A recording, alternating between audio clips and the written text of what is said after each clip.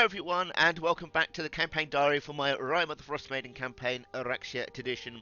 In today's session we see the truth unfold at Campagin, gain insight into Forsburn and gear up to assault a nearby bunker. So first up, apologies, I have suffered with COVID over the last week and a half or so. So I've got a bunch of stuff to catch up on, a bunch of session diaries that I was going to get to work on, but have not been able to write up because I've been out of the count for the most part. Um, so yeah, apologies for that. But for let's get crack on to session 19. So today's session will end midway through the 19th of Caerldin, for those keeping track of the time. And we begin, as always, where we left off. And boy, I hope there are some Forsburn fans out there, because again, this is another big Forsburn focused session. And I think we can all kind of feel like the end of his part in the story coming, or at least as an active role. I don't know if the players do, but it's definitely getting to the point where Forsberg will have to make his decision on what to do and how he's going to fit in. And I have enjoyed creating these countless opportunities that he has had presented to him. So the party are at the Northern Light Tavern, having drinks and toasting to Ilva as they sit in remorse for their recent loss. Freda obviously taking a lot on her shoulders, but knowing that she must continue along with the rest of her party. She's potentially the last of her tribe now, so there is that weighing on her mind, as well as her mother's death and all this information that she's just been bombarded with last session. Yes, across from them is of course the drunk and unconscious Flyntlock Direstone, the speaker of Caerconnig, Forsburn, who is not impressed by this display and is somewhat disgusted by what he sees as well. Attempts to pickpocket him for a second, but he only finds like a handful of keys in his pockets and decides to just leave them be. Before folks go for a rest, Hruna and Forsburn also do a quick kind of like reconnaissance mission of the town, just to search for any evidence of the Dwargar presence, but don't really come up with anything. Said just spend it for a little time of they bond a little bit, Hruna and Forsburn, because they are the sneaky two. They have over the last few days, in fact. So the next day comes around and the party come downstairs to see Hruna and Flyntlock talking and discussing recent events. Hruna kind of relying certain bits of information about what they're there for and things like that.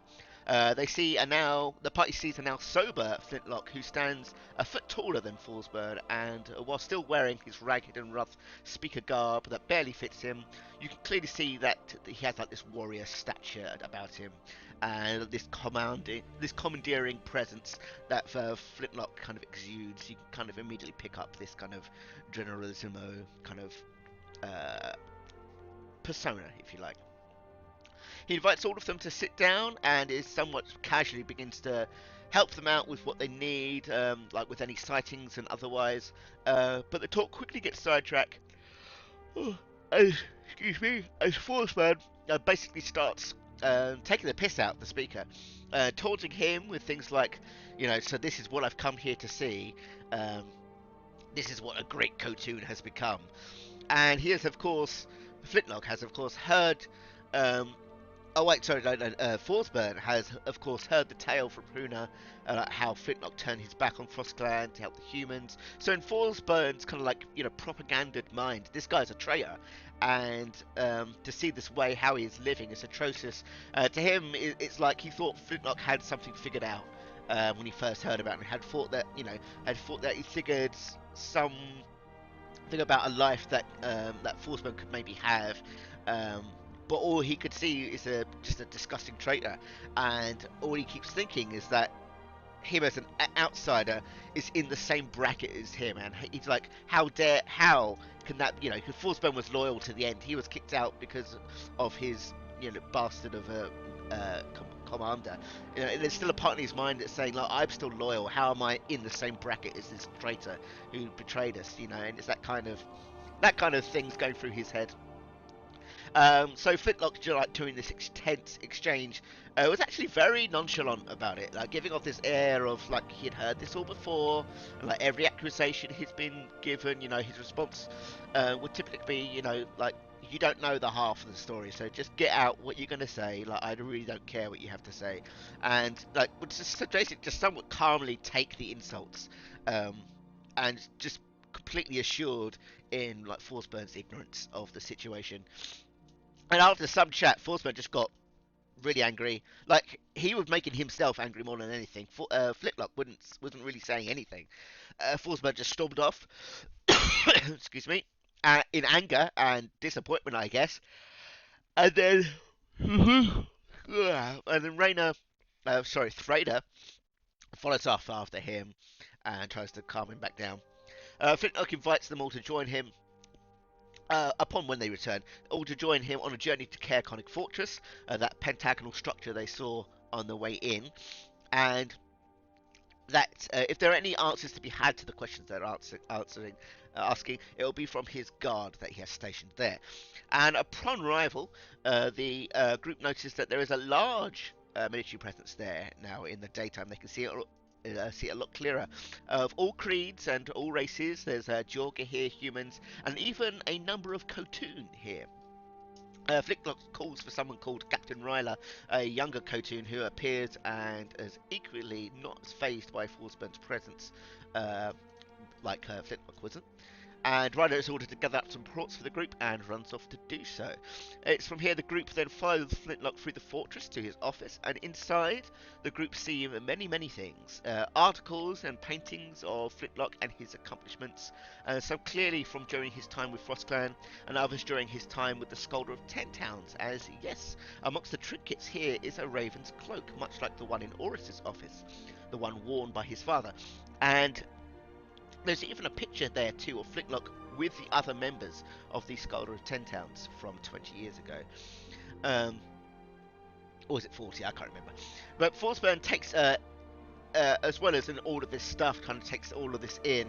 Forsburn also takes interest in a broken Frostcline amulet in a glass case, which is alongside a dragon bone dagger, a weapon which he recognises usually awarded to the best of the best back in FrostClan. So it's from there they discuss some brief information, news on the news of the taking of the Stormlight, of the Northern Light, the artifact in the big tower, and that there were 2 strange coins left behind, as those are the only pieces of evidence left.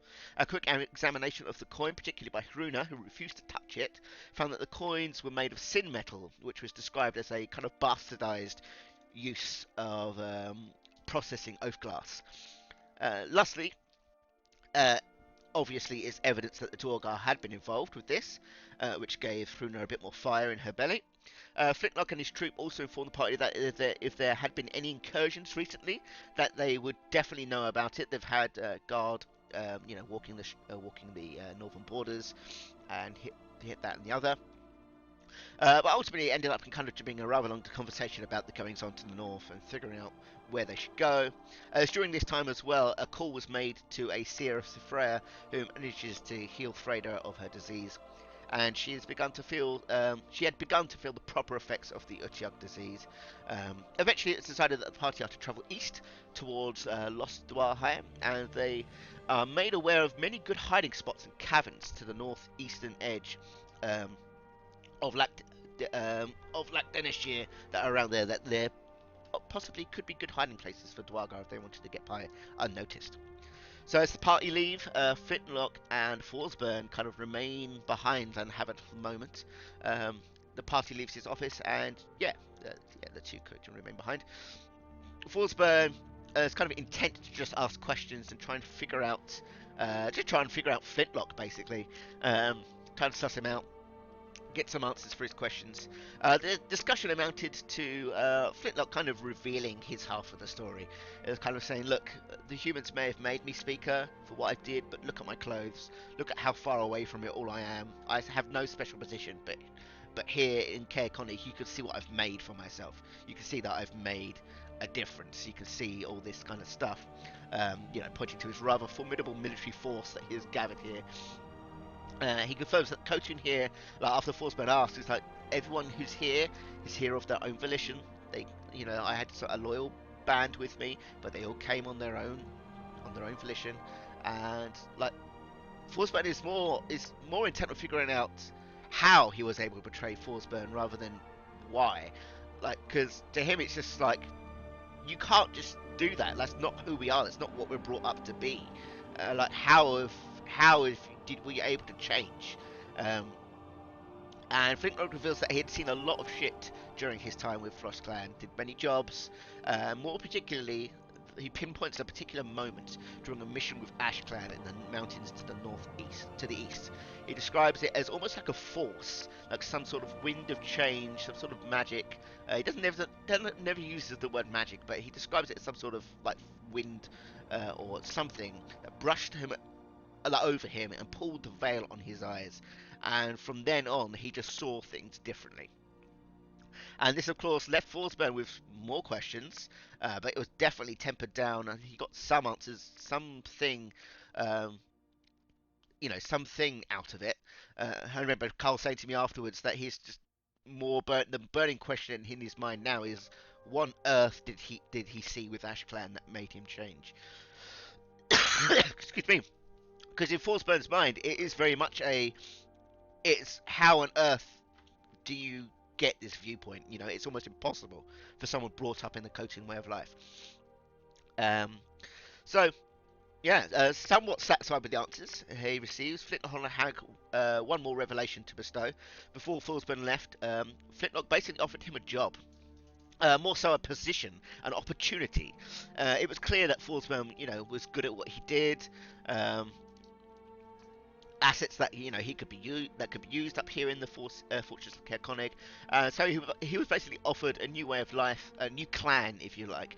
He kind of said, if you still feel like you need that structure, if you still feel like you need to belong to that sort of thing, you can take a place here with me, and then we can eventually teach you that it doesn't have to be this way. It was like, there are other ways beside the Kotun way. We can make things work, and we can show you that if you give us the time. Um, he was told, don't make a decision just now. It's just be clear that the opportunity is here. Forsberg still's got some things to do, but the offer was there regardless. He also asked that Forsberg be present. Oh dear. At the speakers meeting at the end of the month, just for some Kotun backup, more or less. And then finally, as a parting gift, Flyntlock gives Forsberg the Dragonbone dagger. Basically saying he's going to have Forsberg will have far more use for it now than he ever will. And again, this should be another thing to say to, Forsberg, that this item back in Coaching Life would be such a big deal. The fact that he's able to just give it away has to purvey some sort of information to him, has to have some sort of impact on him. But yeah, so that's that whole thing. And so they leave, or he leaves rather, Forsberg leaves with some answers, some more questions, some options to ponder, and that is more or less the end of the session there, folks. The party do travel to a shoreline off the lake, and they're about to fight some winter wolves. But that all happens next session. So yeah, again, a very Forsberg kind of central kind of session. But like I've said, it's about ramping up those options, figuring out what he's going to do. And like, there's a lot there. Like, this session was these sessions go on for about 5 hours, sometimes 4 or 5 hours, and there's a lot of that conversation that you just cannot get. There's a lot of that tension and things that you just cannot get in these campaign diaries. But it was a good, long, weighty session. I think the other members of the party kind of get a bit suspicious with the amount of private talks Carl and I have to have, off screen, or not off screen, but on screen, but in a private channel in Discord for Forsberg stuff. He's had a lot recently. Maybe they are kind of getting the feeling that something is brewing, something's going to happen there. So yeah, that was session 19, Flyntlock Direstone. And as always, thank you guys for listening, and we will see you guys next time.